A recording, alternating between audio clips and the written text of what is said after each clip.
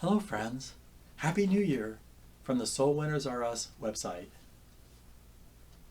I started the website almost a year ago, and I pray that God blesses our efforts greatly of soul winning in the new year of 2022. And the Holy Spirit inspires us to introduce Jesus to people in new and exciting ways.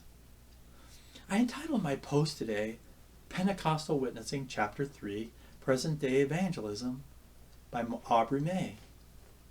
I was going to do another post on the current anti-evangelism wave, but I want to do a more positive post to start the new year. By the way, I wrote to Pastor Aubrey Maye, and he called me this week from Chesapeake, Virginia. I was excited, and he was pleased that I was using his book that he wrote so many years ago. He said that he's currently 83 years old, and he wrote the book at the age of 27, about 56 years ago, which is amazing to me. So let's start off the new year with a bang on chapter 3 of this wonderful little book.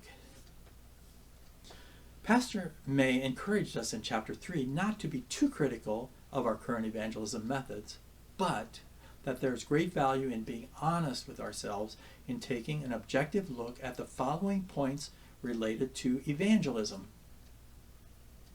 First of all, what's being done? Secondly, what can be done? And lastly, what must be done now and in the future. He said, after an honest look at ourselves, we will probably do one of three things. Number one, attempt to justify our failures in evangelism by blaming the evil conditions of this generation. Number two, attempt to shift the responsibility of evangelism to others. Or, number three, rise to the task with new determination and faith. He said, for the sake of this lost generation, may God help us to do number three. Pastor Maye said that after the initial exciting wave of evangelism and Holy Spirit power at Pentecost, there were centuries of waning in the spiritual life of the church and of open evangelism. He said evangelism leading to conversions was replaced by rituals. The 15th century finally ushered in the Protestant Reformation with Martin Luther and others who turned the tide back to some degree in the right direction, but there was still a significant lack of evangelistic efforts. A focus on evangelism didn't return until the 17th and 18th centuries with the appearance of such men as John Wesley and George Whitefield. So after about 1,500 years of darkness with little spiritual focus, Wesley and Whitefield had great evangelistic success in England and America with thousands of lost souls saved, just like in the time of Jesus and the early church. It was said of Whitefield that he started preaching from a hillside down into an open field that can still be seen today. It's estimated that he preached across the field to up to 20,000 people at one time, and that with no sound system. Periods of evangelism, however, waxed and waned in the next couple hundred years after Wesley and Whitefield. Wesley and Whitefield were noted for mass evangelism meetings, preaching to thousands of people at a time. Mass evangelism meetings were called various names throughout the couple of centuries, like revival meetings, camp meetings, and citywide crusades, to name a few. And they were greatly used by God to bring multitudes of men and women to Christ. But mass evangelism had its limitations. Pastor Maye said that personal soul winning among Christians is a very important supplement to mass evangelism. Pastor Maye addressed present-day ideas about personal evangelism and soul winning by considering three keys that we talked about 2 weeks ago. Number one, soul winning should not be limited to a few key people like a pastor or an evangelist. The job to evangelize should also fall on every spirit-filled Christian to proclaim to others the good news of salvation.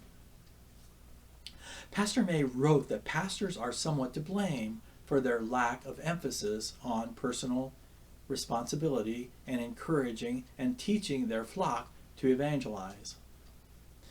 And he said, do we really believe that the responsibility of personal evangelism and the great power of the Holy Spirit ended for good at the end of the era of the early church in Acts? Number 2, soul winning is not limited to certain places.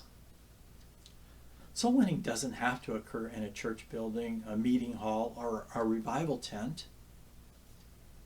Again, Pastor Maye emphasized that most unsaved people won't darken the door of a church or a revival meeting hall or tent. We need to go to them as Jesus and the early church did. Pastor Maye wrote, we have no choice. The church has been commissioned, and many churches, instead of growing, are actually dying because they're shackled by this church building centered concept of evangelism. He said that many churches have very few, if any, unsaved people that attend church services or revival meetings in a specific location. Pastor Maye wrote that mass revival meetings are important, but more important is an emphasis on personal evangelism. Number 3, soul winning is not limited to certain times. Pastor Maye wrote, someone has recently suggested that most of us are so busy today working in the church that we no longer have time for the work of the church, which is soul winning. Evangelism isn't just a seasonal affair. We don't have to wait until the calendar says we're ready to evangelize. Pastor Maye wrote that we usually find time to do those things that we really want to do. We must want earnestly to introduce Jesus to people in our communities. When we find ourselves so busy that we have little time for any evangelism and no time to train and organize our churches for soul winning out among the unsaved, we wonder what's happened since Luke said, every day the Lord added to their number those who were being saved in Acts 2:47. Pastor Maye discussed the following 4 points. Number 1, we must stop losing the battle to win lost souls. He said the church is making strides in many areas such as Christian education, music, worship, and other areas, but we're losing the battle to reach the rising, ever-growing population that don't know Jesus. He said cult groups such as Jehovah's Witnesses, Mormons, they're growing faster than the Christian church because of their emphasis on personal outreach. Pastor Maye wrote that if any group reaches out to their community, it should be a group of spirit-filled believers. Number 2, the church is at a crossroads. Pastor Maye wrote, we have come to the crossroads in evangelism, just as in some other aspects of the church.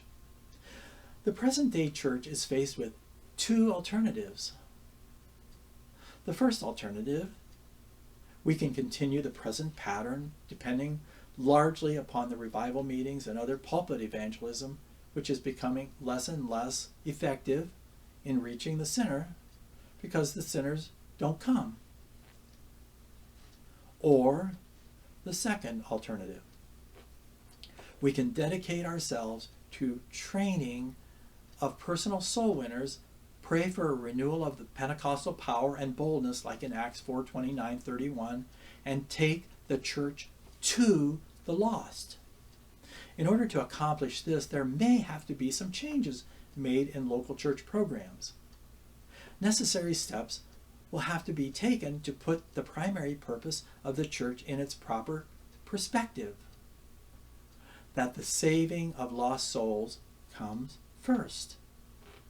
Number 3, personal evangelism must be revived. Personal evangelism is encouraged in a few churches, but most times it isn't encouraged or emphasized at all. Sometimes the youth only are taught and encouraged to evangelize. While it's good a good thing to teach and encourage youth to witness to the lost. Evangelism can't be delegated solely to the youth. It's the responsibility of the entire church body. Number 4, a revival of personal evangelism has tremendous potential. Following are some key points about the tremendous potential of personal evangelism.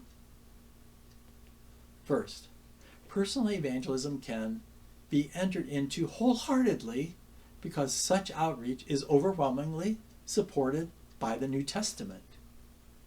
Next, personal evangelism offers the one possibility for a local congregation to actually present the gospel to every person in the community who will listen. And last, personal evangelism not only helps reach the lost, but the lives of individual Christians will be greatly changed and their experiences deepened as they begin to share their experience of knowing Christ personally with the unsaved. In conclusion, Pastor Maye wrote that revival won't come easily. It will only come as the direct result of deliberate prayer, hard work, and action on the part of God's people. See you next time.